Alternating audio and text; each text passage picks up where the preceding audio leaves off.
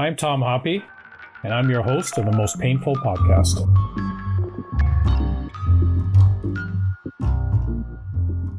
Suffering from chronic pain can have a severe impact on a person's quality of life. Psychedelics are being talked about as a treatment to help people suffering from chronic pain. But does it really work? To talk about the effectiveness of psychedelics, I'm joined by Dr. Michael Verbora. Welcome to the show. Thank you for having us. And also I'd like to welcome Bruno Guevremount, who's a veteran and a consultant to the psychedelic industry. And as well, I'd like to welcome Arron Victory, a veteran and a consultant to the psychedelics industry as well. Welcome to the show, Arron. Thanks, Tom. Before we get into the conversation, I want to let our guests know that we have an announcement for a gift at the end of the show, so please stay tuned and we'll give you the details to that. So on one of our past podcasts, we talked about the effectiveness of cannabis and how it can help somebody with chronic pain or may not help somebody with chronic pain, depending. But what about psychedelics? What's it all about? So Michael, maybe you can start us off and tell us what are psychedelics and what's this, how can it help with chronic pain? Yeah, thanks for having me, and thanks for everybody else joining today. Psychedelics are these molecules that we've known about for 70, 80, 90 plus years, but have probably been used for hundreds, if not thousands of years. And what these molecules do is essentially they kind of work on a bunch of receptors in our brain, but to kind of just summarize it, I'd say it allows the brain to temporarily disconnect from its ordinary thoughts. And that can benefit many people. Anybody who's ruminating about anything, be it depression, anxiety, pain, if you're in a constant state of rumination, being able to just break that trend is what is so therapeutic about a drug like a psychedelic. So these are relatively safe molecules. They've been studied for many years in terms of their harms and risks and potential benefits. The only issue we kind of face is the legality around them, and the way that they're going to come to market has to be through some of these clinical trials, it seems like. And what's remarkable about these medicines is that early data shows that just a single dose might be able to alleviate, for example, anxiety in end-of-life patients for 5 years, which is remarkable. It's a paradigm shift in how we approach medicine. Today, we give people prescription pills. They take them every day, and we try to help them with their symptoms. With psychedelics, we're actually trying to uncover the root cause of a lot of illness and suffering. We're bringing that to the surface and facing it, and that allows for healing. So, I mean, that's a good overview on it. It's kind of interesting that you're saying that one dose could take care of that for 5 years. And I'd like to dive a little deeper with that. But when we look at the veterans community, I mean, we talked about cannabis in the past. Arron, what's the knowledge in the veterans community about psychedelics and how they can help somebody? In the Canadian veteran community, I think is an anomaly as a demographic, because you see Canadian veterans getting coverage for psychedelic-assisted therapy, specifically ketamine, as the psychedelic molecule being used. And the availability of the cannabis reimbursement program without, a mountain of reviewed data and on compassionate grounds back in 2007, I think makes Canadian veterans interesting in the way that they've received psychedelic treatment. So there's currently thousands of veterans out there who are trying microdosing or macrodosing psilocybin. At this time in Canada, there's currently 3 legal access pathways for psychedelics for Canadian veterans, one being Section 56-1 sub-exemptions, which absolutely have their list of pros and cons. The other is to be a member of the study group in a clinical trial, and the other is through what's called the SAP or Special Access Program, which is a unique program that Health Canada as a regulator provides. And what happened is in 2022, this past January 5th, amendments to the Food and Drug Regulations were put in place to allow psilocybin and MDMA in the Special Access Program. So currently there's about a dozen approved SAPs that have gone through, majority for end of life.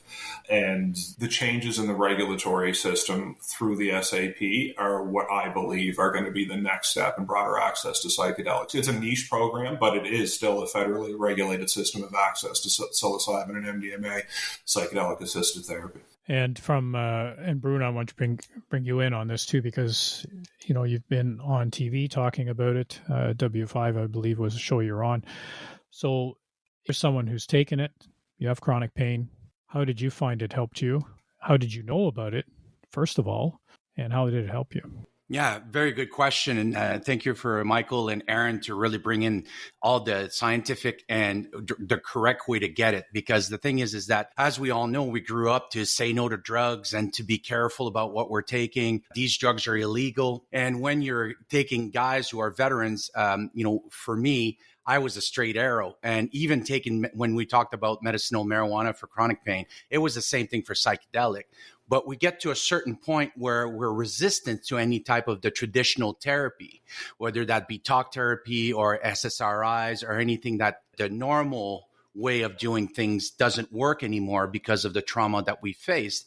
So what happened is that you start doing some research. And for me, what it was, hey, somebody was talking about ayahuasca. There's documentary, which is DMT, other documentaries in the United States Veterans Affairs. We're doing a lot of trials with LSD. Now we're talking about two really potent medicine here. And we had heard about mushrooms, which is psilocybin and MDMA and ketamine. And suddenly, at the beginning of COVID, there was this opportunity, like Arron mentioned, there was a trial from this organization called Field Trip, which Dr. Michael works at. And they were offering to do some trials for veterans. And I jumped on the opportunity, having been on trial with the psilocybin before and seeing what Dr. Verbora said was getting that little kind of break or a new way of seeing things. And what I really appreciated, which is really important, is that, we can go, there are healers in the community, like he said, for thousands of years it's been doing of healing with plants and doing these things. The thing is that what I found was different, which is really important with the special access program, is that the assisted psychotherapy that goes with it. Let's just not take something and then feel a certain way. Let's look at what our problems or issues are. Let's then use this medicine, and then let's have an integration and talk about what it is that you've noticed. We now know that the science has proven that the regeneration of neuroplasticity into the brain, which is creating new neural pathways, and that's what the medicine is doing. But on an experiential side of things is that it got me a chance to take a break and actually feel love, feel connected, feel grounded, and looking at things from a different perspective.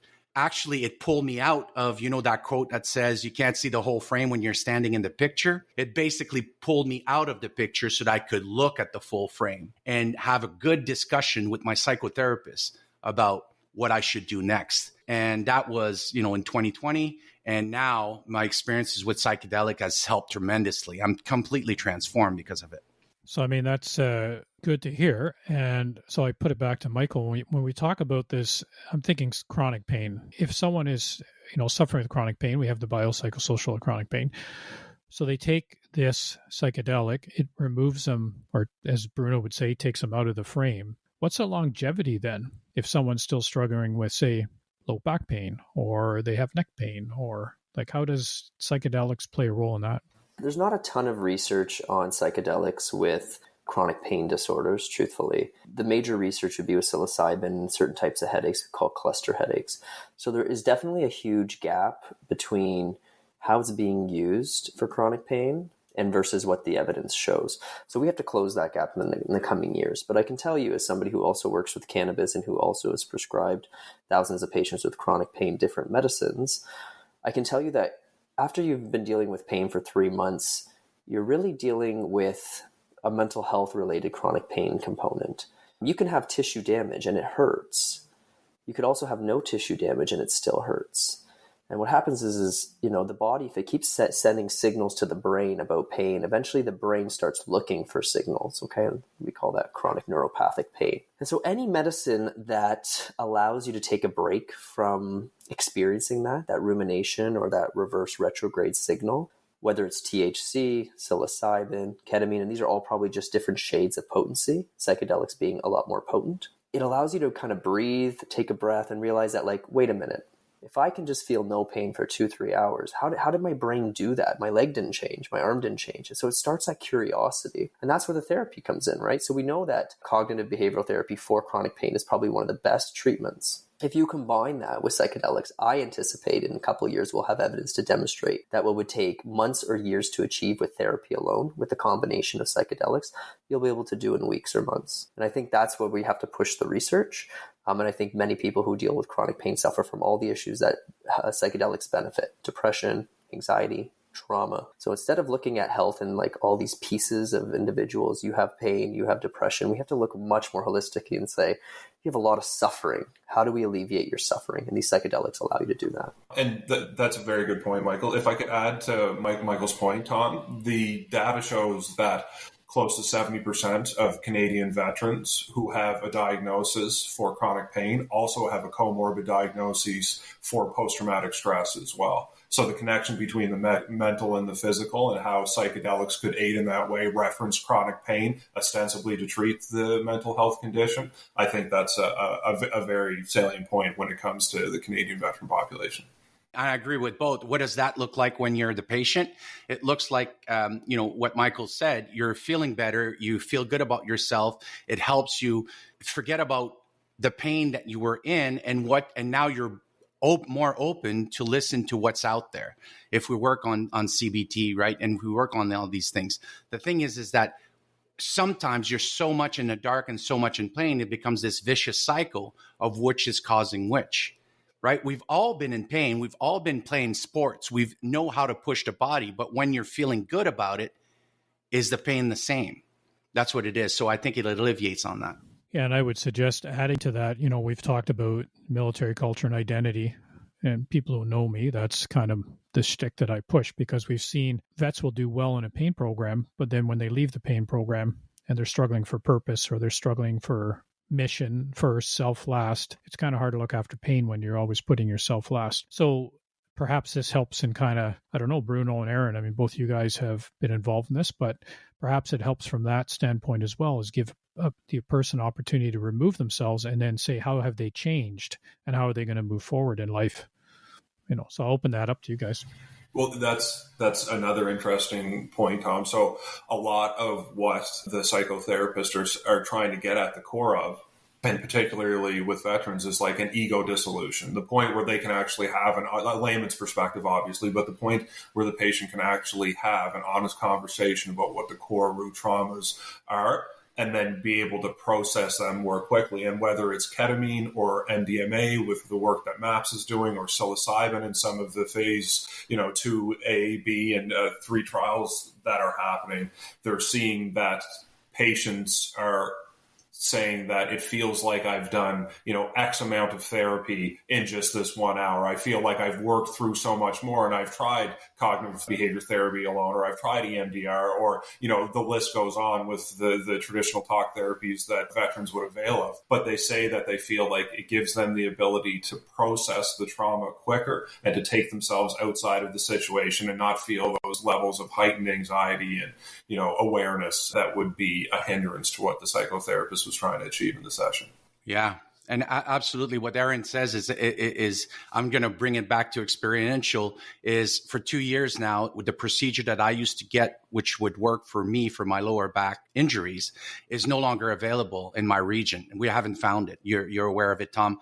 The thing is that because of psychedelics, this pain is mitigated. I can deal with it on a daily basis. I have new options. I'm doing yoga. I'm actually taking teacher yoga training now, because now I've had the ability to look at it from a different lens, if that helps in any way, because of psychedelics. What they both said, instead of taking months from being told by a physio, if we do this certain movement with this elastic band and all these things, and you're not there in your headspace, you're just in pain, you want the pain to stop. Psychedelics does that in a shorter time. It doesn't fix all your problem, but what it does is that it creates new way of looking at things and taking you that breather for you to start looking, what is going to work for me? I think that's what it is. Yeah, and I think what you said is looking through a different lens. And I mean, all three of us have served. We know that I would suggest we've changed, but a lot of us don't see it because that change happens over a very slow period of time. For me, when you leave the service, it's hard to look through a different lens. So maybe that's what we need, is to have a different lens to look through. So it works, sounds like it works, but what's the longevity of that, Michael? Okay, I take it, I go through the whole process like Bruno, Arron did, and I feel great. What's the follow-up? What's the longevity of it? Does a person regress back? Is it, Well, that's probably where another gap in the literature is. And the problem is we've been trained in Western medicine to think that like we're going to study these drugs and everybody's going to have the same longevity. And it's like, that's nonsense. Like each of us has our own problems. We're very unique individuals. If I'm starting very, very low and I'm very, very much suffering, I'm going to need 5-6 doses, maybe 10 doses over 2-3 years to get there. But if I'm already doing really well and I already have good support mechanisms, I have good financial supports, I have a therapist, I have coaching, I have all those access, I might only need 2 or 3 sessions to get to where I need to be. So this whole notion that like, each of us, like we're going to find one protocol that's going to work for everybody, I think is a little bit silly. Like we really have to respect the fact that each of us heals at our own pace. The pace at which each person heals is very unique. But the beauty of this is what the data shows thus far is that a single session for some people is lasting as much as 5 years, which is remarkable. Like if you're taking a pill, just one pill a day, that's 1,600 pills versus one dose of psilocybin. That's a paradigm shift. That's massive, right? What these drugs are doing is no other drugs can really do them to the degree. It's creating new neural pathways in the brain. So when you go skating down or skiing down a hill and you make deep strides into that hill and you go back to the top of the hill, it becomes easier and easier to just get stuck in that same path down the hill. It's the same thing that happens in our brain. And we always said you can't teach old brains new tricks, but psychedelics allow for neuroplasticity. They allow you to get fresh perspectives. And so those old pathways that are pain and suffering start to dwindle away because you start to reinforce the positive ones with psychotherapy. So longevity, we still have a lot of questions and answers, but I think most people would say they'll take it. For some of the sickest patients I see, they'll probably come in for a session every 3, maybe 6 months, which is not bad at all compared to, traditional options, right? And what is it? Is it ketamine? Or what is the... That's predominantly with ketamine today. So again, we'd have to compare all these things. Like PTSD is probably, the right ingredient is probably MDMA. It's probably not ketamine. It's probably not psilocybin, but ketamine is really the only one we can work with. I would second that. Yeah. MDMA is the magical one. Yeah. And I think what you find is people start to go on their own journey and then they start to get intuition about like what they need when they need it. And the other thing we have to be clear about is these are not addictive substances. They're very anti-addictive. If you meet someone who goes through a very difficult or rough experience, or even if it's a beautiful, blissful experience, they come out and say, man, I got a lot of crap I got to work with. It's going to take me months to go through that. Like, I don't want to touch this drug for like 3, 4, 5 months. Like, it's beautiful, but it's given me so much wisdom that like, I got a lot of material to work with my therapist now. And I'll come back and see you when I figure out this stuff. Yeah. And if I can just add on to that, Tom, for the experience side, that's what going to be my role today is just that with the ketamine, we did some incredible work with the psychotherapist, and I had an opportunity to go with the MDMA, and I did try the MDMA, and then we got reconnected. But what he said was exactly true, was like, oh my God, I got so much work to do. And it wasn't an overwhelming like it was before. It was man, I want to do this work. This is now, it's very clear for me. And I've also been to the other end of that. And I'm going to be honest with everybody, where I went and I said, I'm going to take MDMA. And I took MDMA. And the second day I took MDMA. And the third day I took MDMA. And here's what happened. I was getting less effect and less effect. And on the third day, I said, I don't want to touch this stuff for at least a couple months. And that's what happened. They're not addictive.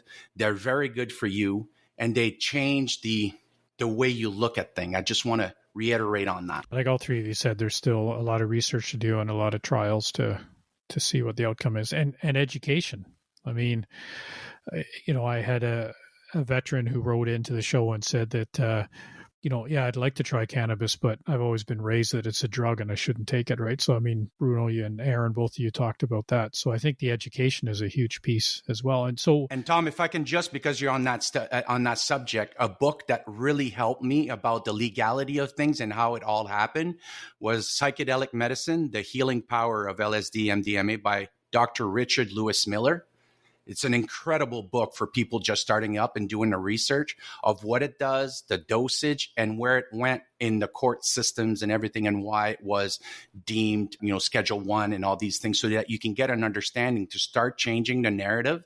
That's a really good book to listen to or to read. Okay. Thanks for that. Arron, you got anything to add before we wrap up? No, thanks for having me, Tom. I appreciate the time, and I appreciate the group's time. It was nice to hear the perspectives. So research-wise and resources, I know, Bruno, you talked about the book. Michael, is there, any of the universities, or is there anywhere people can go, or is it just not enough research out there at this time for people to get information? Well, there's a ton of research on phase 3 studies, which are, well done. And if you want to see a summary of that, I would check out the MAPS website, the Multidisciplinary Association for Psychedelic Studies. Okay. They have a nice summary of all the different substances and conditions that they're studying, and you can read those studies if you're interested and get summaries, and that's probably where I would head. MAPS is definitely the guy to go and see. So MAPS. So for our listeners, it's MAPS. Perfect. Well, thank you, the three of you. And for our listeners, if there's any feedback about the show or information on chronic pain, you can always visit the website veteranschronicpain.ca or follow us on Facebook and Twitter at Chronic Pain COE and at Instagram at Chronic Pain_COE. So having said that, we have an offer from Dr. Peter Attea, who is well known for his podcast on health and wellness. And I've been following him for some time, and I found that his evidence-based information has been very helpful in many areas of health. So if you're sending questions into us that are relevant to this show or to the cannabis show, we're going to take the top 10 questions, and you'll get a free subscription to Peter's site where you'll have access to all his information of health and wellness. And once again, if you just send your question to an email or message us to veterans@chronicpain.ca or on Facebook and Twitter at Chronic Pain COE or on Instagram at Chronic Pain_COE. Michael, thank you for being on the show.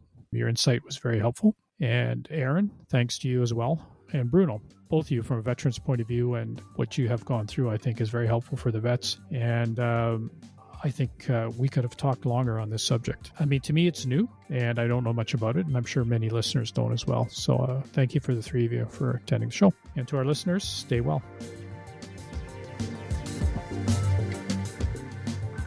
The Most Painful Podcast is produced for the Chronic Pain Center of Excellence by Story Studio Network and Eye Contact Productions.